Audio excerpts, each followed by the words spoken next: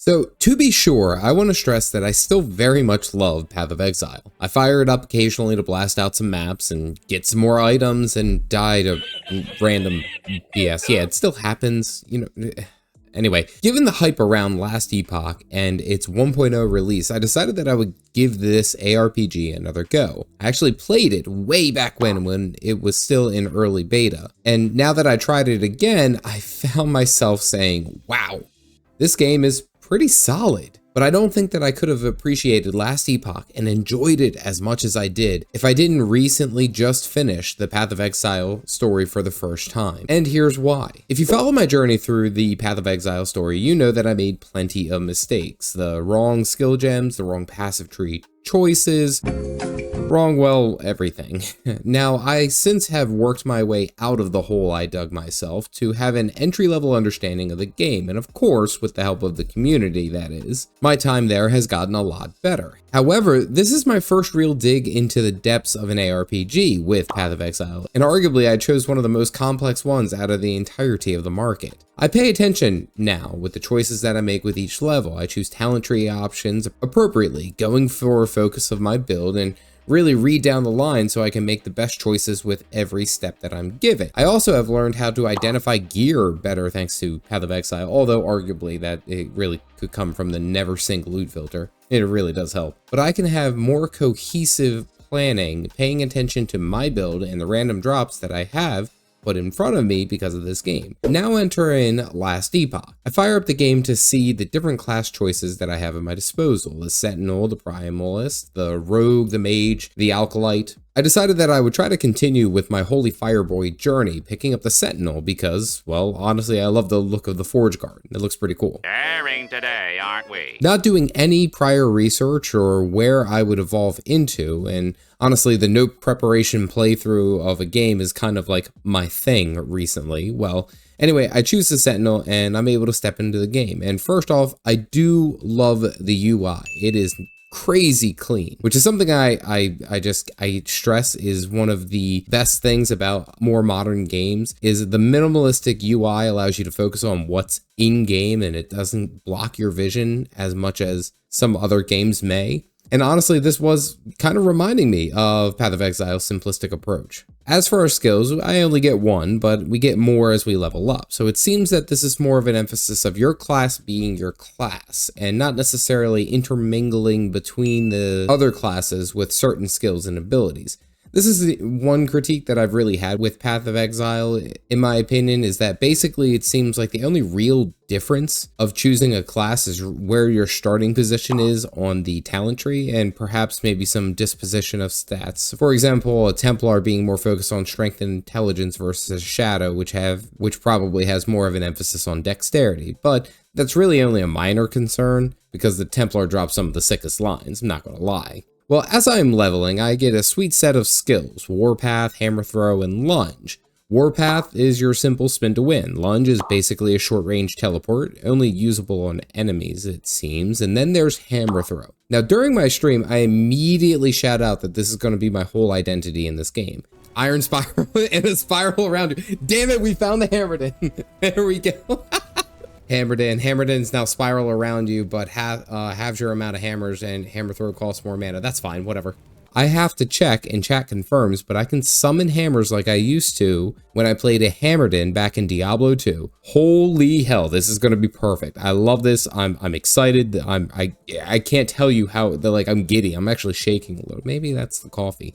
Well, I immediately start focusing on improvements thereof and using it as my basic damage skill. But guys, this just made me so damn happy. Hark back to my childhood. What I have to say is a fantastic add-on to the passive tree is the difference between the passive tree and the skill tree, which complement each other, but don't overstep their lines. Not only does it allow you to improve your skills, but it also allows you to customize to your heart's content. And I immediately dig to find where the hammer or spiraling tree node, and that's my focus. And then of course the one that's right next to it is the circular void that it follows you and circles around you as you move, the orbiting hammer as you dash into combat. Let's freaking go. Well, I get to the first boss, which is just a forged soldier, which has a handful of skills between throwing fireballs, flame breath, and the basic first boss, let's get you set up. What I immediately notice is that the movement and the skills are significantly slower when compared to Path of Exile. And I'm not sure if this could be because I'm comparing endgame Path of Exile to beginning game of last Epoch. Because let's be serious, I'm only level 2, I barely have any gear, but I do think it improves drastically as I get more gear, mainly movement speed, really. Come to think of it, my Templar moved pretty damn slow for a start, but this is also the first boss, and I get the kill, and a unique item drop right out the gate. That's what we call streamer luck, boys. Well, I get to the first main camp, and I do have to promote this right out the gate, that you can get stash tabs for in-game gold. That is such a damn nice feature, nice touch. Many people who've watched my Path of Exile playthrough hated my stash tab, and well, I kind of hated it too. It was too much. Well, I'm here with this absolute hulk of a bear warrior because I received a keeper's note and I need to talk to Keeper Lena. Another positive here in this game is that the voice acting seems pretty on par, pretty good thus far. It's not super dramatic and over the top, but it does have some pretty good voice lines, well voice acted lines, I should say. Well, now we need to go find Keeper Balthas, who's holding something, but the lady won't tell me. Lame? As I've progressed, I will say that the combat continues to be incredibly smooth. Like, not sloppy or overbearing, just very smooth with decent input command timing. Path of Exile was also very good in this sense, and as well as very straightforward. Very responsive, to say the least. Also, I do love that I deal damage in combat or take damage in combat. I love seeing the numbers. I like numbers because that gives me almost like a visual cue of how well I am scaling as I'm moving through the game. Level after level, I want to see if what I am choosing is causing my damage to increase drastically. Is it minorly? Like, what are my choices doing? And the damage pop-ups really, that's just great. What I immediately noticed in Last Epoch compared to Path of Exile is that I feel like Last Epoch, the leveling and gaining power faster seems more apparent, whereas Path of Exile, it seems kind of slower. Now, this could also be explained by the less intensive style of gameplay compared to Path of Exile, or the significantly less daunting passive tree. Or perhaps it could be that my first playthrough I didn't follow a build, which was highly recommended. Who knows? Also, y'all, you guys got to see this run animation. This is the floatiest, gliding, moonwalking running animation I've ever seen. I nearly like die of a coughing fit because of this. I had to stop. Well, I work my way through these castle ramparts fighting all sorts of mobs, and I am actually getting decently chunked by most of these things here. I can also really appreciate this subtle change in creature typing is that if you engage with a mob, for example, one that shoots a bow, but now you are in melee, they will actually kick and punch you instead of trying to continue to shoot their bow in melee range. It's a small touch, I know, but it's actually really, really nice because it shows it's more fluid in that sense. It's not just, okay, I'm in melee, I'm going to continuously shoot you in the bow or shoot you with a bow directly to the face at point blank range. It's a nice touch. So I fight this giant burning bird and my hammers are already spinning and doing some pretty good damage, but I'm just excited to get what's coming up soon, which is the hammer throw that spawns multiple hammers at the same time and then they spin and orbit me. Oh boy, here it comes. Well, I am moving through this vault of enemies and legitimately I am hit very hard. I know this is the only beginning of an ARPG, but they do seem kind of overpowered. Also to mention that the health potions that are down in the bottom left, it seems like I can only use so many before I'm completely depleted, which honestly makes it a little bit more engaging and the decision making compared to the flasks of Path of Exile. I felt like in PoE, all I did was really just spam the flasks in an emergency, an oh shit button as it were, which I guess they are in that sense, but I will have to say that it's a bit more strategy and thinking of when I can use my health potions versus when I should just let regen work. I only have a finite amount of them, and I can't control when they drop, and I can pick them up off the ground. Well, we go to save this old keeper who honestly looks like Radagast from the Hobbit movies, and it seems like he was protecting the Epoch, which is used for time travel, which, yeah, okay, that kind of makes sense. This is what the whole game has been talking about, is the last Epoch. Got it. Well, now I have an escort mission to get him out alive, and y'all, you guys got to look at this dude's Scooby-Doo running. This is ridiculous. Look at him go, man. For an old guy, he can pump. Well, we get out of the vault and the giant angry bird sweeps in, snatches him up, and, well, yeah, that was really unfortunate. Bye. Well, we tell Keeper Lena about this, and she basically says that we're going to have to walk into an entire army. Well, my guy just straight up says, Yeah, I got this. One thing I have missed compared to Path of Exile is the more in-depth character lines. Things that the Templar would say as far as the quest dialogue would go, it just was a lot better in compared to Last Epoch. I haven't heard really anything come from my main characters, but the Templar, man, he just had some banger lines. I'm not gonna lie. Maybe this will be a thing in the future for Last Epoch. Maybe this will come out later, but as for now, Path of Exile takes the cake. I pick up a few side quests here and there, and then I get jumped by an uncommon bird and 2 forged soldiers at the same time, which I'm not gonna lie, they really are starting to hit pretty damn hard. But really just throwing a couple of hammers and then running away. I feel like I spend most of my time just running away in this game. Well, I go ahead and get the kill on them, and then I am alerted by ARPG Fanatical that the shield throw skill, which is under the Forge Guard Mastery, does not actually require a shield. Make that make sense. You can throw a shield without actually having a shield equipped. Well, I will say that one of the perks related to playing Path of Exile and understanding that game more is to know what items and stats scale specifically with your traits and your skills. I find this relic that improve throwing damage, which my hammers are throwing damage, so there you go. Thank you, Path of Exile, for teaching me to look out for these key words and pay attention to them instead of just going for blind stat. One thing I have loved about Last Epoch that Path of Exile I really wish would have is this transfer materials button. Within your inventory, there's a button you can press and it just transfers all of your gathered materials into your storage. Simple, easy, one button, super satisfying. I also kind of make mention to this because this is something in my mind that I've seen from like Guild Wars 2, which they of course have the deposit materials button, but this is just so nice. After another boss fight with a giant bird, we save Keeper Balthas, and now he's super shady and talking cryptic, and then poof, he disappears. Then we all get sucked into this void thing, well, like nothing, and then we're gone. Ravenous void creatures everywhere. Okay, this is why sometimes saving old people really shouldn't be a thing. He had a good life. You guys could have just let him go.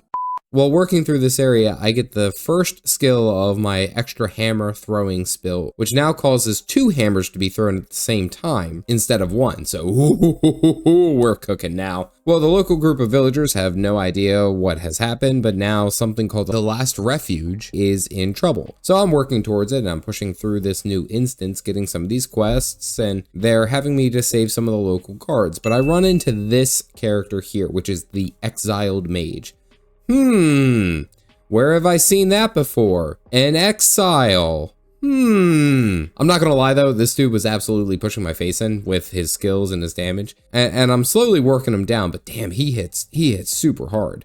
What's cool is that he uses all sorts of elemental damage. Frost, lightning, fire, not just like a single element to deal damage. And after a basic war of attrition, he goes down, easy peasy.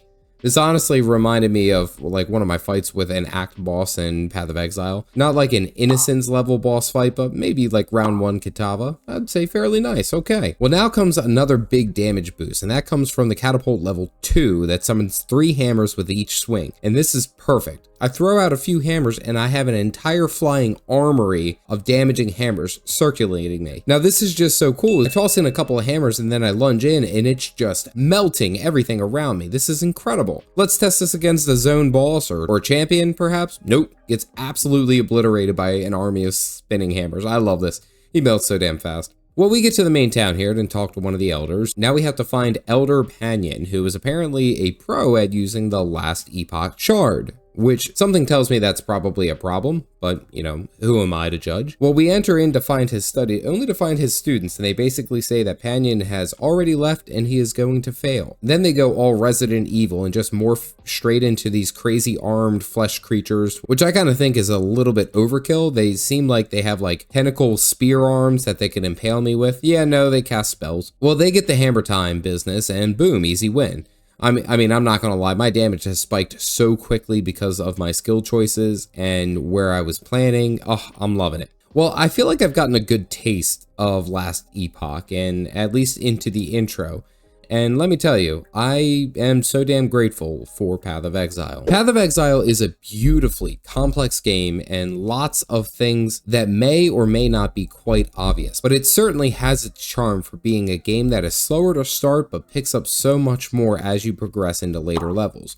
The more time you spend into the game, the greater your satisfaction will be. Now, enter in Last Epoch, which is for quite a while has been shown as a less in-depth ARPG, but certainly has quite a bit to offer, more so than Diablo 4.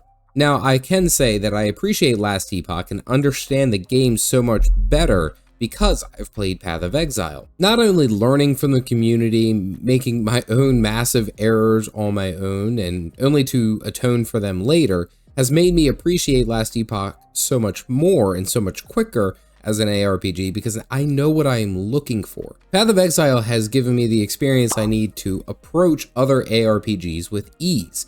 For example, paying attention to map clearing capabilities with my skills, damage scaling, talent tree planning, skill specialization, item optimization. Like, these ideas and these thoughts that I had no idea stepping into Path of Exile, I'm now looking and paying attention to in Last Epoch. And the results are showing very quickly that, well, I paid attention right. I'm able to skill plan and build out appropriately, at least enough to carry me through the story. Now, if you saw my first playthrough of Path of Exile, you would know that my build was an absolute train wreck. But I learned, and that is what I am happy to say from Path of Exile, and that's what that game has given me. Now, if I were to look at it more in depth and kind of take a further step back, I would definitely say that while these games are both ARPGs, they both fit these different kind of niches. So Path of Exile is that game where you can almost, in a sense, no life yourself and just play that because there's always something to do. There's so much to do. And it's beautifully complex, and it has all these wonderful things that you can get into and spend your time with. Whereas Last Epoch has, it seems like, quite a bit that it can offer. Now, and again, I'll stress that I've only gotten to the entry point of the game, so I can't speak on the end game and what to expect down there. However, it does seem that it's a lot easier as far as a new player stepping into Last Epoch as compared to Path of Exile, which is only made further easier because of my time spending playing my Templar. And now again, I will stress that I'm only at the entry point of this game, and I'm excited to see its launch go well, and I'm for sure going to be putting a lot more time into this game. As for my start in this game, I don't think it could have been as buttery, silky smooth without my time as an exile. So, thank you, Path of Exile. I appreciate all that you have taught me. If you are interested in seeing my journey as an exile and growing into a Righteous Fire Templar, I have created one mega video showcasing my entire first time playing through the campaign. You can find that link right here. As always, stay caffeinated, folks.